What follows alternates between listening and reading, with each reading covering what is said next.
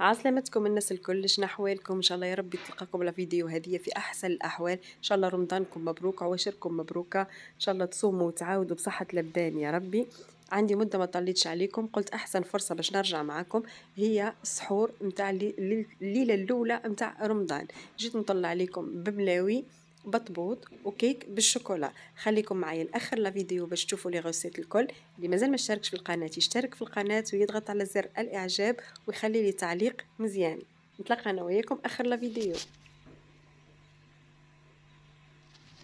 عندنا 250 غرام فرينه اللي هي ديجا مغربله، باش نزيد عليها 250 غرام سميد ارطب كيف مغربل زاده، باش نزيد عليها مغرفه صغيره سكر، مغرفه كبيره زيت زيتونه،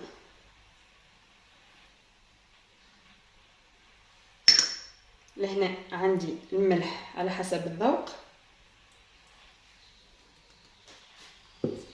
وعندي ساشي خميره باش نحطها في الماء الدافي ونخليها تتفاعل.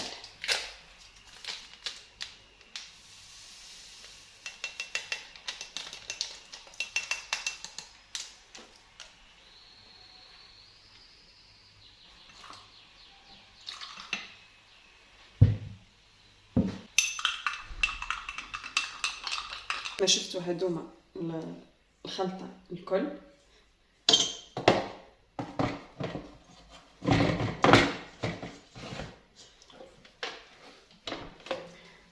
هذه الخميره بعد ما تفاعلت،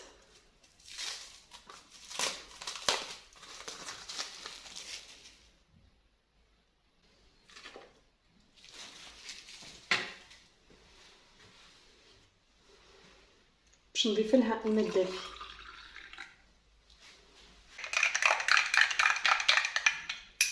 نشلل الكاس مع الخميره،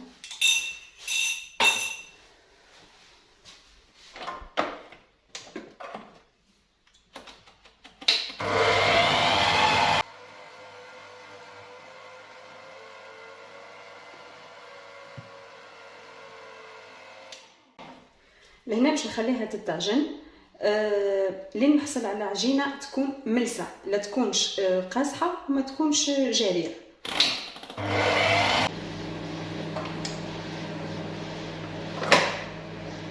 شوفوا معايا العجينه كيفاش مرخوفه،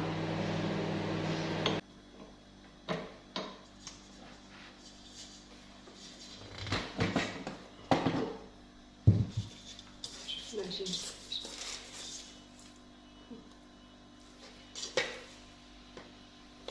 يدي دهنتها بشويه ديال الزيت، وغادي نهز العجينه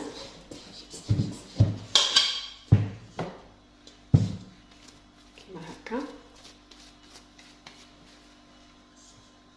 نحطها لهنا باش تخمر. هذه دهنتها بالزيت باش ما تلصقش العجينه، صافي غير شويه ديال الزيت ماشي بزاف، وغنغطيها وغنخليها تخمر.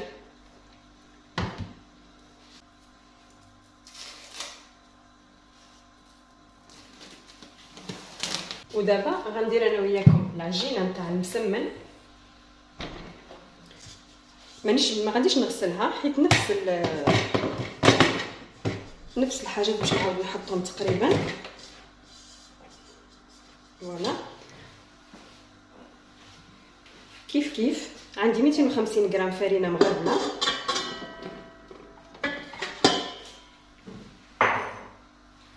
ميتين وخمسين غرام نتاع سميده رقيقه جيده على الاخر اجود نوع،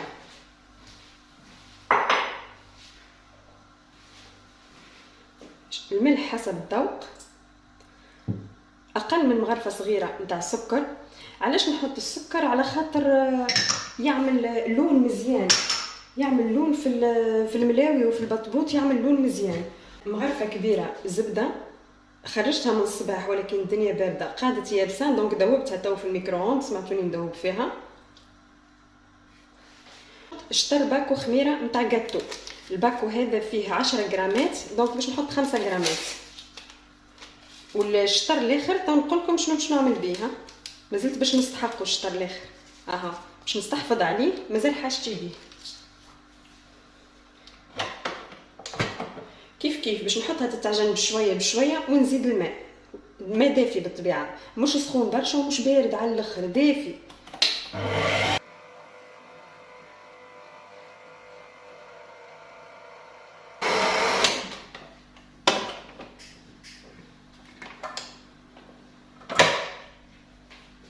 هنا كيف شوفوا العجينه كيفاش خفيفه، راهي بقات كتعجن بزاف. هذه بقات كتعجن تقريبا اكثر من تاع البطبوط.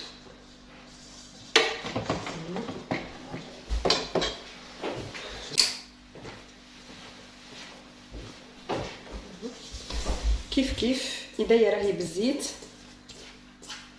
باش نهزها نحطها في حاجه هكا زاده. انا باش نحطها في هذه كيف بلا كيما نتاع البطبوط. باش نوريكم لحظه بركه. بسم الله. باش ندورها لهنا باش تولي كلها بالزيت. فوالا هاي تو ما عادش تتلصق ريتو خاطر الزيت مسها الكل. فوالا كيف باش نغطيها حتى هي ونخليها ترتاح.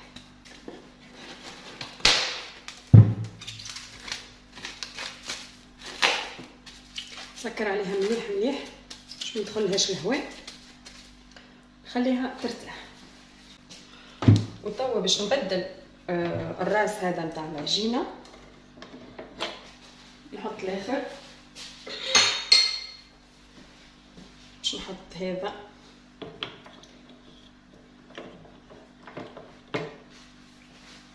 غسلت البول باش نوجد انا وياكم توا الكيك عادي باش نعملو نتاع العاده نتاع الياغورتا، اما ما ينساش نشاركوه مع بعضنا. اول حاجه باش نستعملوها باش نحط 4 كعبات عظم. بسم الله. هذه الاولى،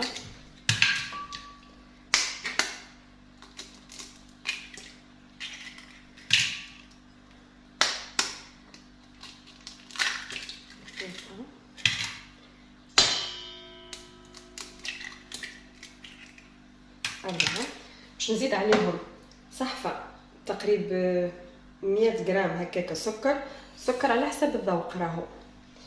باش نزيد عليهم ساشي فانيليا، اللي عنده الفاني ليكيد ينجم يستعملها زاده كيف. وباش نحطها تتركب لين يتبدل اللون نتاع العظم ويتضاعف الحجم نتاعو. هنا باش نزيد كاس دانون، باش نزيد ديال البنان، عندي ديال البنان، تقدروا تزيدوا فاني، تقدروا تزيدوا اللي بغيتو. الا عندكم كريم فريش تقدروا تزيدوا كريم فريش. باش نزيد فنجان زيت تقريبا قد الكاس ديال دانون زيت.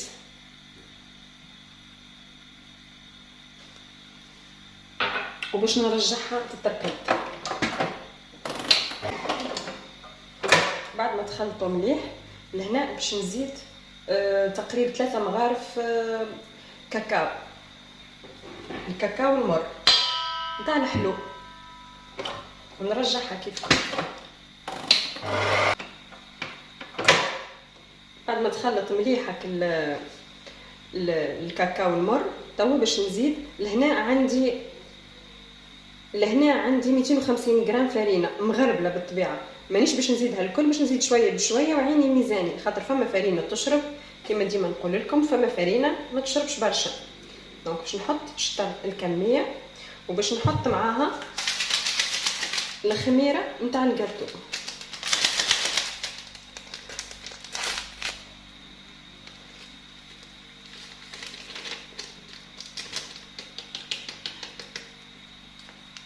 نخليها تتركب بشويه بشويه، ونبدا نزيد في الفيتاس واحده واحده باش نتفقدها. مازال جاري شويه باش نزيدها الشطر من هذايا اللي قعد، ما نزيدش الكل، ديما واحده واحده باش ما تغدرنيش فرينه وتجيني الكيك نتاعي يابسه.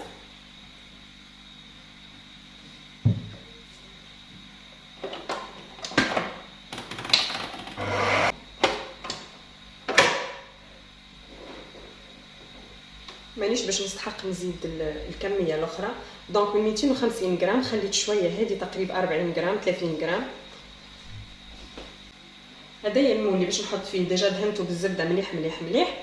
ومني بديت نخدم في الجاتو حطيت الفور يسخن من لوطه اكاهو. دونك باش نوريكم فرد المره، باش نصبها قدامكم باش تشوفوا التكستور نتاعها كيفاش.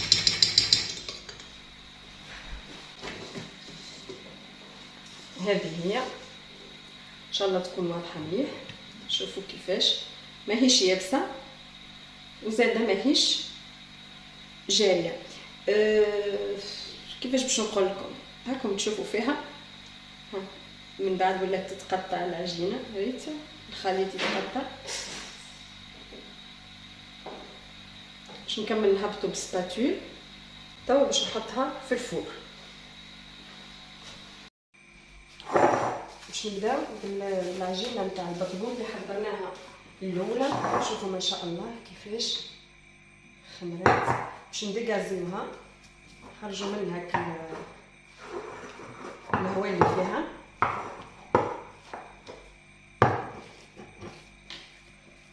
فوالا سخونه ولات خمرت مليح مليح.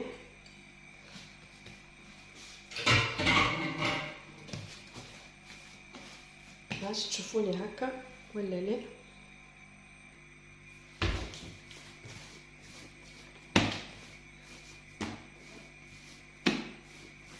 باش نحلها هكا طويله شويه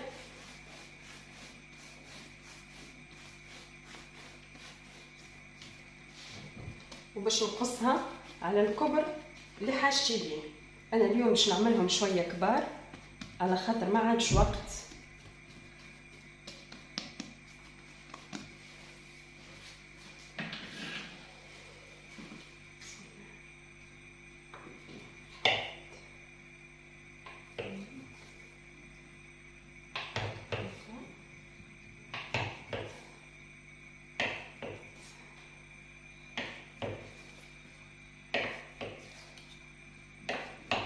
عطاني 9 كعبات.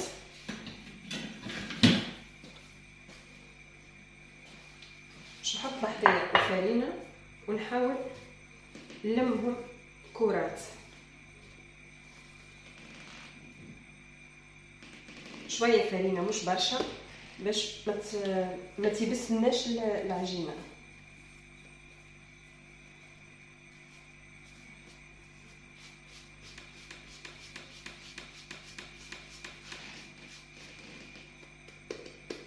هكا بحجم هذايا باش نحطهم يرتاحوا. شويه فرينه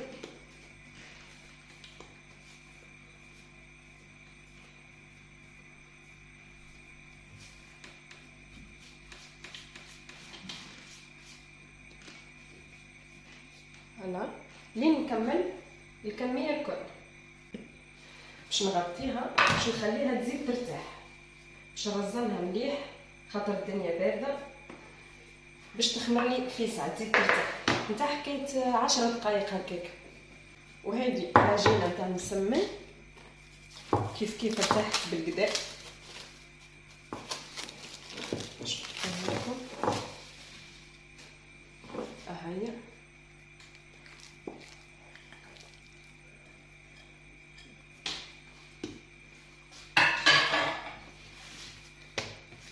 حتى هي باش نحلها كيما عملت في الطريقه نتاع البطبوط.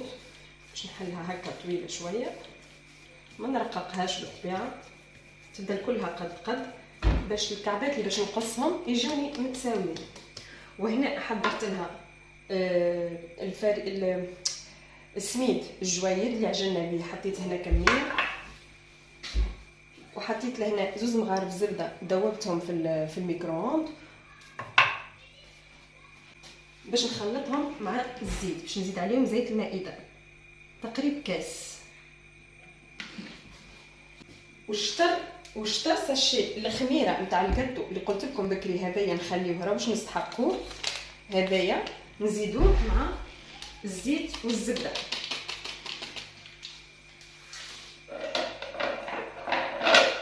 نخلطوه معاهم مليح حتى تتحلك الخميره هذيك.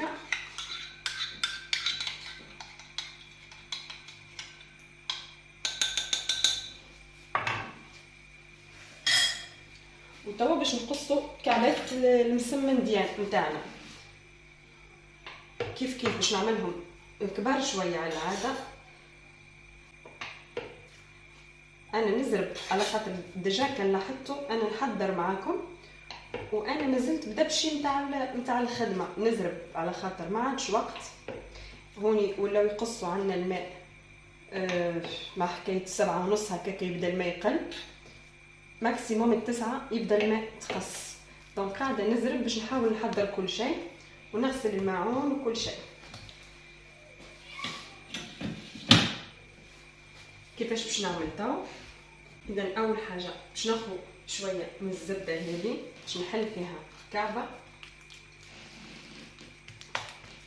باش نحاول نحلها رقيقه، نورقها مليح مليح، نعمل هدايا بالزبده باش تعاوني، نمشي من الجناب ونجبد.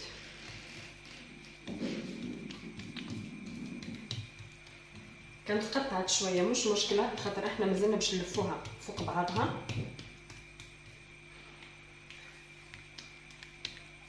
ديما نعمل يدينا في الزبده والزيت ونمشي من الجناب.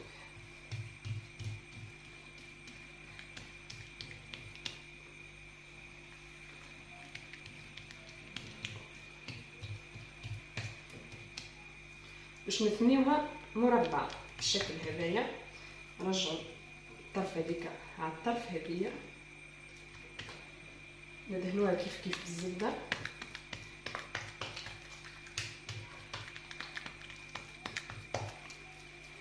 انا اليوم حبيت نعمل كل شيء هكا في الكبير باش نربح الوقت. من بعد نعمل هكا الفارينه سامحوني السميد ونجمعها الطرف هذيا على الطرف هذي كما الجواب هكا. نمشي للي بعدها كيف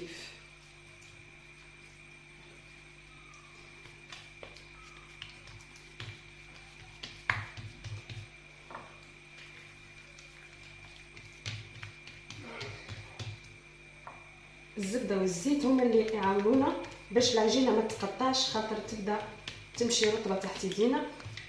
كما قلت لكم ديما من الداخل نخرجوا لبرا ونرقوا الجناب مليح.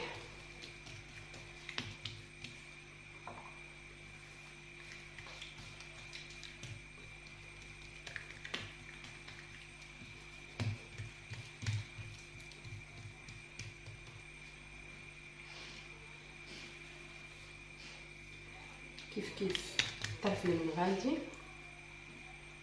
معرفش واضح ولا لا، طرف من هوني. ديما الزبده والزيت في يدينا، السميد رشه خفيفه مش برشا، نلمو الشطر هذايا نورقو بالطبيعه والشطر الاخر هكا.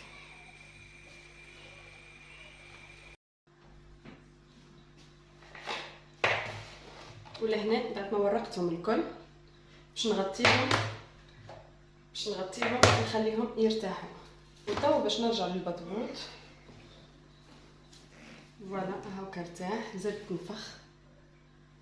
توا باش نحلو، نعمل شويه سميد رطب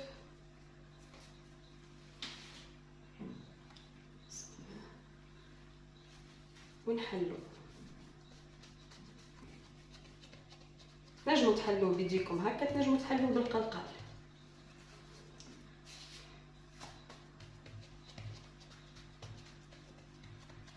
تخلوه يشخشين ما ترقوش ياسر ياسر ياسر.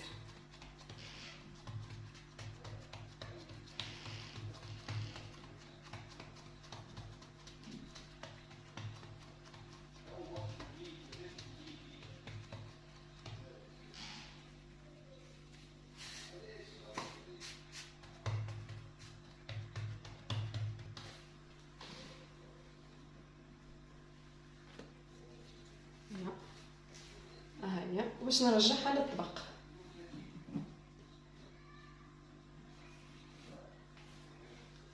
اللي بعدها نفس الطريقه. وتو باش نبدا نورقهم، باش نبدا بالملاوي قبل، نخلي البطبوط يزيد يخمر، ندهن الرخامه نتاعي مليح مليح بالزبده والزيت، ونبدا نورق الملاوي. هذه القاعده الاولى.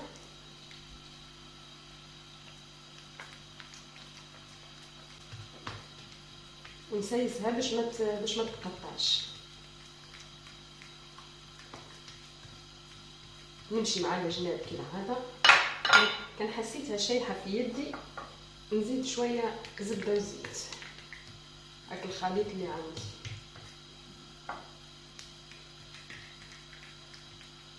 جاو ما شاء الله كبار، كيف ما قلت لكم عملتها بالعاني باش نربح الوقت. هنا التوا قاعده تسخن، توا تبدا ثقيله.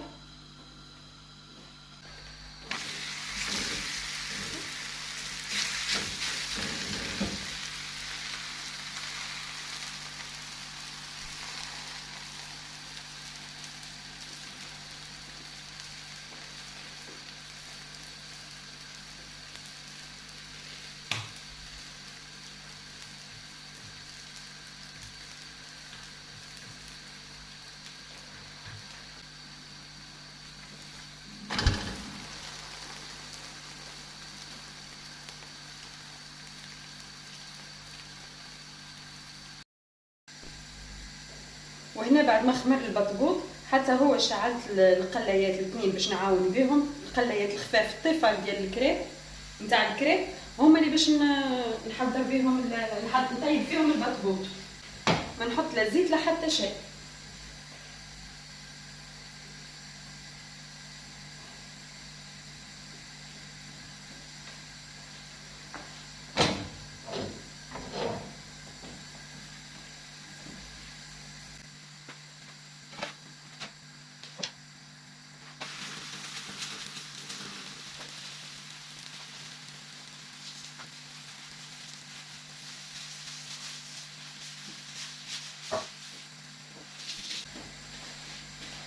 بالنسبه للبطبوط اول ما نشوفوه بدا يعمل لنا الدور هذوما نقلبوه.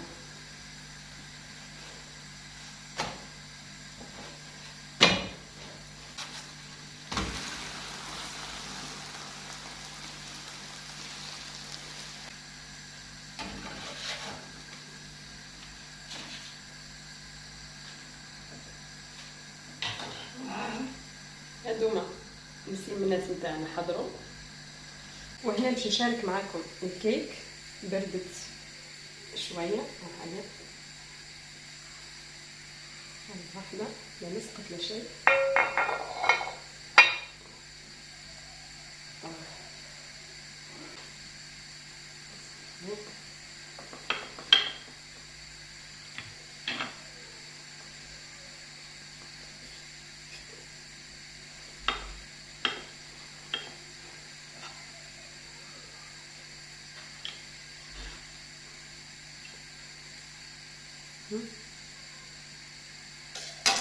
انتوما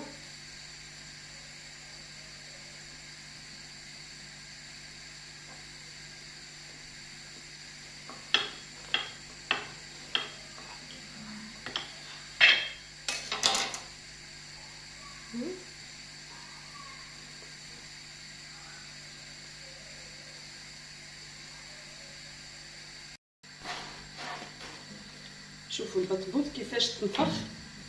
خليني شوف لقيتو شحال تنفخ.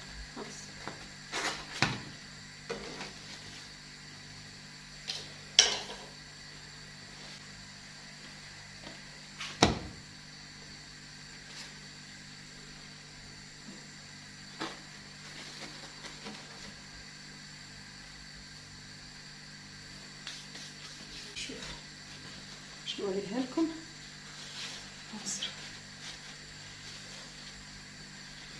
لقيتوها تبارك الله كيفاش من الداخل.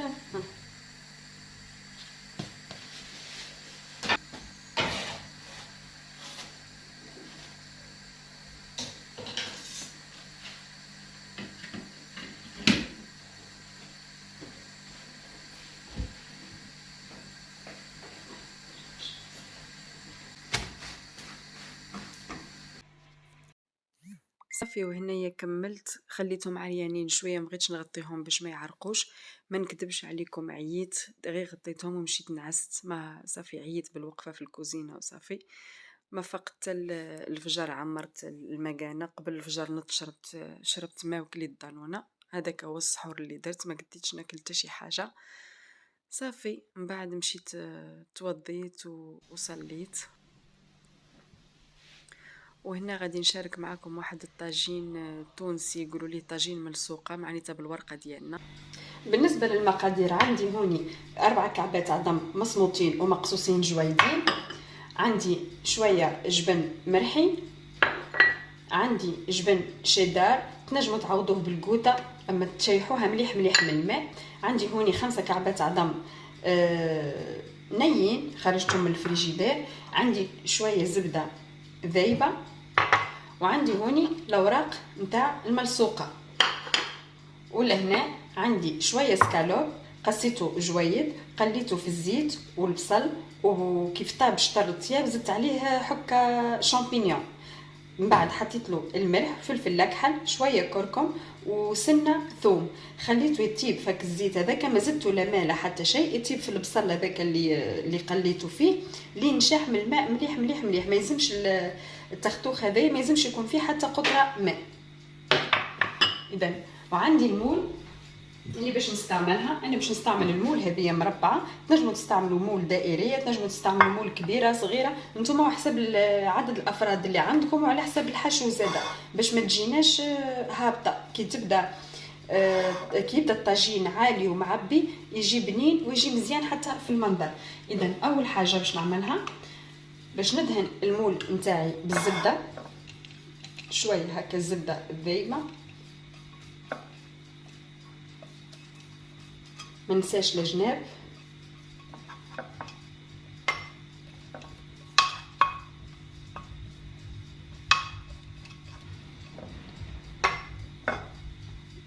وتوا باش ناخذ الاوراق نتاع الملسوقه بالكعبه بالكعبه باش ندهنهم زادا كيف كيف بالزبده على الجهتين.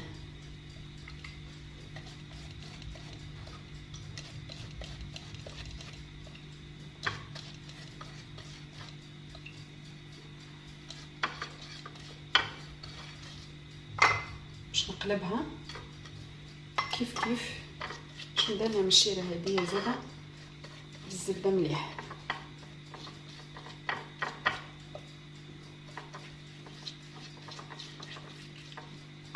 وباش ناخذها وباش نفرشها في المول هذه، باش نفرش الشطر من الداخل والشطر باش نخليه من برا، باش نلف به من بعد هكا، باش نخلي الشطر من برا هكا والشطر باش نخليه لداخل، باش نلف فيه من بعد الطاجين نتاعي. باش نزيد كعبه اخرى كيف كيف لين نغلف المول الكل.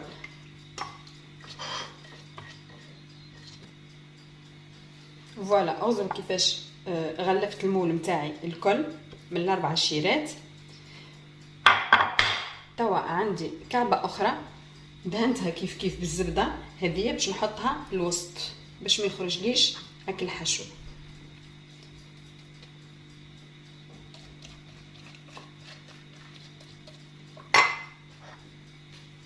لهنا باش نحط سكالوب والشامبينيون اللي طيبتهم، باش نزيد عليهم العظم المصموط،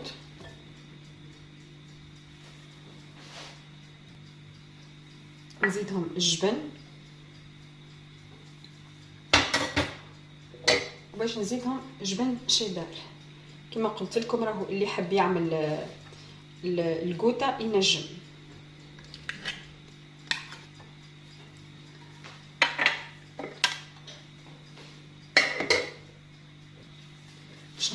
كل شيء مع بعضه حتى لين يتخلطوا الكل. توا باش نزيد العظم، مانيش باش نحطوا الكل، باش نحط كعبتين ولا 3 ومن بعد نشوف انا ولا الخليط نتاعي اسكو باش نستحقهم ال5 ولا لا.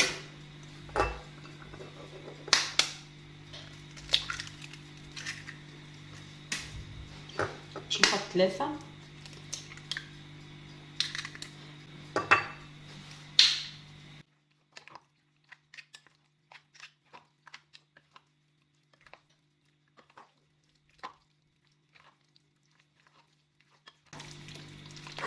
باش نزيد كعبة أخرى.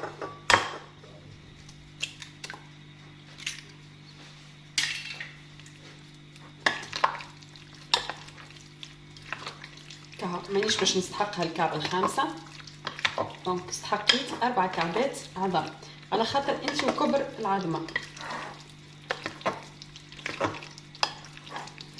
اللي يحب يزيد زيتون ينجم يزيد زيتون، ينجم يزيد فيها معدنوس، عندكم الاختيار.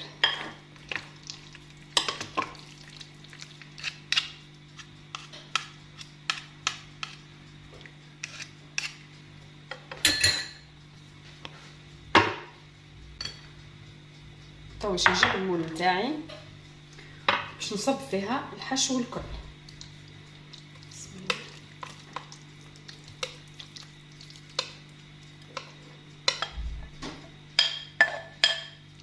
الله. نوزعوا على الجناب باش ما يجيوش فارغين.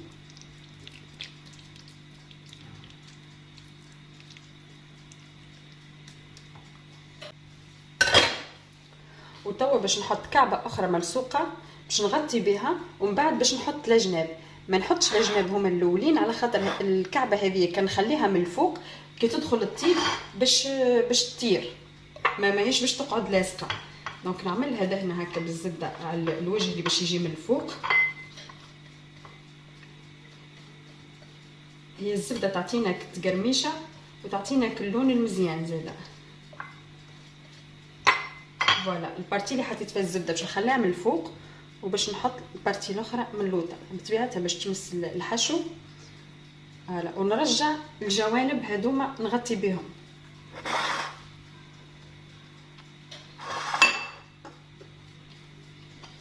نتمنى ان يكون ظاهر لكم كل شيء. توا باش نزيد طرف الزبده اللي مازالت عندي باش نزيد نسكر بها الجناب هذوما. الفور ديجا شعلته من الفوق ومن اللوطه.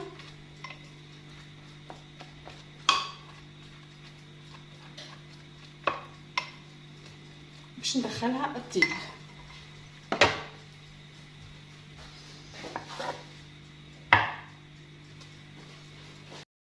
وهذا هو الطاجين تاعنا بعد ما خرج من الكوشه. قصيته ديجا باش نوريكم الطرف. شوفوا كيفاش يجي هكا ديجا مازال سخون، لا يتفتفت لا حتى شيء، يجي طايب من الوسط. نتمنى الوصفه هذه متاعي تعجبكم وتجربوها وتخليوا لي رايكم في التعاليق. وبالنسبه للطاوله متاعي اليوم باش نوريها لكم، هذه هي، وان شاء الله شهيه طيبه ورمضانكم مبروك، ونتلاقى انا وياكم في فيديو اخر ان شاء الله.